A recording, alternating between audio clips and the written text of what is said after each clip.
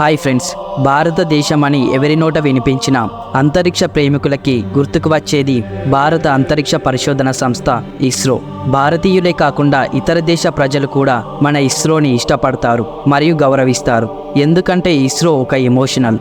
1969లో ఇస్రో దగ్గర తగినంత పెట్టుబడులు లేక ఇస్రో ప్రయోగించే రాకెట్ పాడ్స్ని మరియు పేలోడ్స్ని సైకిల్ మరియు ఎడ్ల బండ్లపైన ట్రాన్స్పోర్ట్ చేసేది. అక్కడ మొదలైన ఇస్రో శాస్త్రవేత్తల పట్టుదలతో ఈరోజు మన భారత్ చంద్రయాన్ 3 మరియు ఆదిత్య L1 వంటి ప్రయోగాలతో మనం పాడుకున్న చిన్ననాటి పాట చందమామ రావే జాబిల్లి రావే అని చెప్పుకునే చంద్రమండలం పైకి మన భారత్ విజయవంతంగా విక్రమ్ ల్యాండర్ని సాఫ్ట్ ల్యాండింగ్ చేసి భారత్కి గొప్ప విజయాన్ని తెచ్చిపెట్టింది. అయితే ఇంకోసారి మన భారత్ గర్వపడేటట్లు చేసే మిషన్ 2024 ఆగస్టు 16న అర్త్ అబ్జర్వేషన్ శాటిలైట్ని ప్రయోగించనుంది ఇస్రో. ఈ ప్రయోగానికి సంబంధించిన విశేషాలు ఈ వీడియోలో తెలుసుకుందాం. ఈ వీడియోని మొదలుపెట్టే ముందు దయచేసి ఈ వీడియోని లైక్ చేయడం మర్చిపోకండి. మీరు చేసే ఒక్కో లైక్ మాకు చాలా మోటివేషన్గా ఉంటుంది, మరిన్ని వీడియోలు చేయడానికి సహాయపడుతుంది. Let's start today's episode. ISRO యొక్క small satellite launch vehicle SSLV ఈ రాకెట్ చిన్న సైజు ఉన్న శాటిలైట్స్ని ప్లానర్ ఆర్బిట్లోకి పంపగలదు. SSLV మొత్తం 3 స్టేజెస్ని కలిగి ఉంటుంది. అన్ని స్టేజెస్లో సాలిడ్ ప్రొపల్షన్ ఉంటుంది. చివరి స్టేజ్ అయిన వెలాసిటీ ట్రిమ్మింగ్ మాడ్యూల్ మాత్రం లిక్విడ్ ప్రొపల్షన్ ఆధారంగా పనిచేస్తుంది. SSLV యొక్క డిజైన్ చాలా తక్కువ ఖర్చుతో చేసింది ఇస్రో. అలాగే ఈ రాకెట్ ఒకే సమయంలో చాలా శాటిలైట్స్ని అంతరిక్షంలోకి పంపగలిగే సామర్థ్యం కలిగి ఉంది.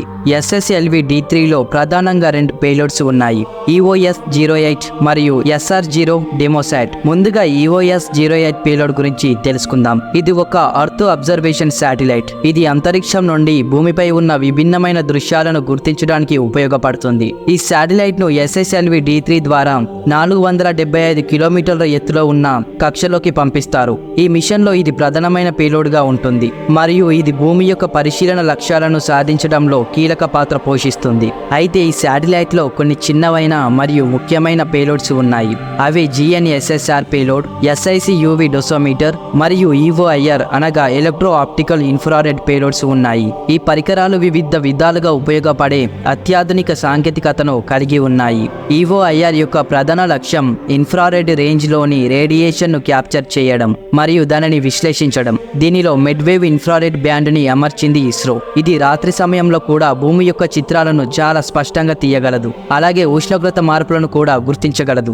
ఇప్పుడు రెండవ పేలోడ్ అయిన SR-0 డెమోసాట్ పేలోడ్ గురించి తెలుసుకుందాం. ఇది ఒక డెమాన్స్ట్రేషన్ శాటిలైట్. దీని ముఖ్యమైన పని SSLV D3 యొక్క పర్ఫార్మెన్స్ను అంచనా వేయడం మరియు సిస్టంల యొక్క పనితీరును పరిశీలించడం. ఇది SSLV D3 రాకెట్ యొక్క సపోర్టింగ్ పేలోడ్గా చెప్పుకోవచ్చు.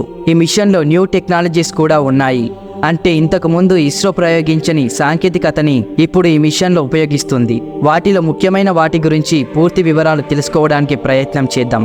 ఇందులో మొదటిది communication base band storage and positioning. ఇది ఒకే ప్యాకేజీతో పనిచేసే సిస్టమ్. ఇది కమ్యూనికేషన్ బేస్ బ్యాండ్ స్టోరేజ్ మరియు ఉపగ్రహం యొక్క పొజిషనింగ్ ఫంక్షన్లను నిర్వహిస్తుంది. ఈ సిస్టమ్ 400 GB డేటా స్టోరేజ్ సామర్థ్యాన్ని కలిగి ఉంది.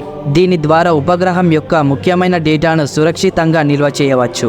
ఇక రెండవ దాని విషయానికి వస్తే దీనిని ఫ్లెక్సిబుల్ సోలార్ ప్యానెల్ అంటారు. ఈ ఫ్లెక్సిబుల్ సోలార్ ప్యానెల్స్ ఈ మిషన్ కోసం ప్రత్యేకంగా డిజైన్ చేశారు. ఈ సోలార్ ప్యానెల్స్ తక్కువ బరువు ఉండి ఎక్కువ సౌకర్యాన్ని కల్పిస్తాయి.